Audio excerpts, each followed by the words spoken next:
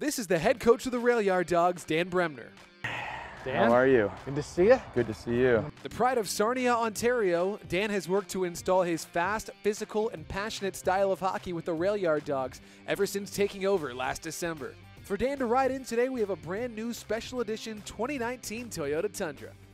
Complete, of course, with Toyota Safety Sense, it has the pre-collision system, pedestrian detection, and lane departure alert. The Tundra is as reliable as it is rugged.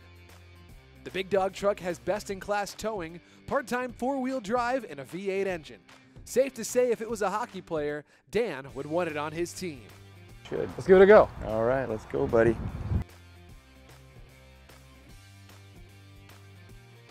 I'm Brian Gardner, and this is Driving with the Dogs.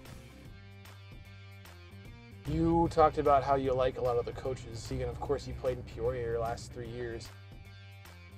Coach Jean-Guy Trudel you were his captain in your last 2 years there. Is he someone who really helped you kind of moving in when you got hired? Yeah, when I first got the job, he was one of the first ones to reach out to me and so helpful. Like anything that I needed to kind of get myself going. That first few days on the way down here was a little overwhelming, trying to focus in on what was important to me, and very helpful with that. What's that like coming in mid-year? You're coming in cold, first head coaching job. Was it overwhelming? Yeah, like I was saying, to me it was more trying to figure out what approach I wanted. And then more than that, one of the coaches I talked to, Emery Olison, he offered some great advice, and he was just like, the biggest thing is thinking of your identity, and you can't try to use anybody else's. Don't bend and make the team your identity. And it's like the way you played, if that's how you think hockey should be played, then incorporate that as part of your identity, and then make those expectations known, and then hold everybody to those expectations.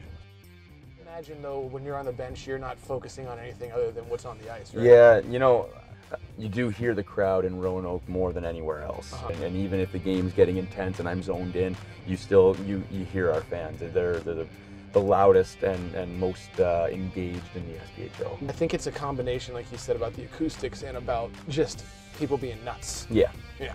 Yeah, I agree. Our fans, when they get on the refs, everybody loves it. There was one, you were determined it was a goal. Oh, I remember this. Yeah. Went through the goalie's arm and then hit the post. Right wing, Bernays has a chance to move in.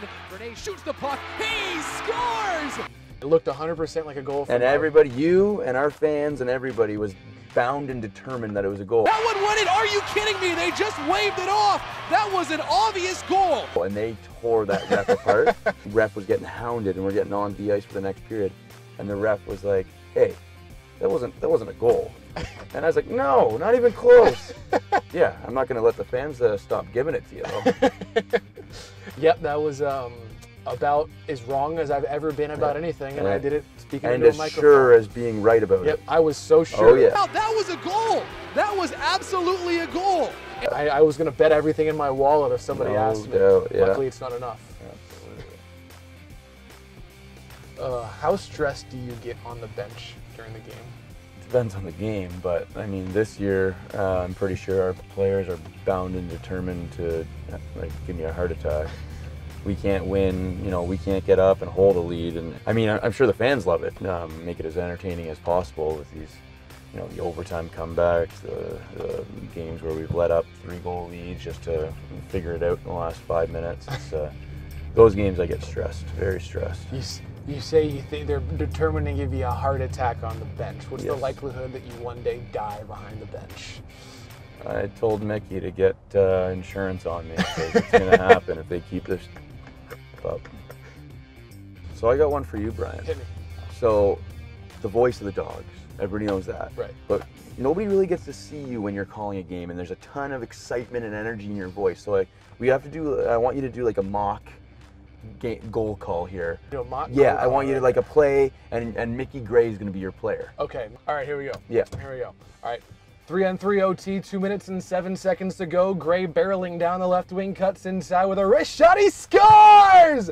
Mickey Gray, the overtime game winner! And it's over! Roanoke takes out whoever they're playing. Final score, Dogs 3, other team 2. Fake That's excitement. that passion. Yeah, fake excitement. Nailed it though. Got to do it for anything for you, Dan. I like it. That's it for us. This was fun. All right. Yeah, Enjoyed it. Yep. Thank you. We'll see you next time. Sounds good.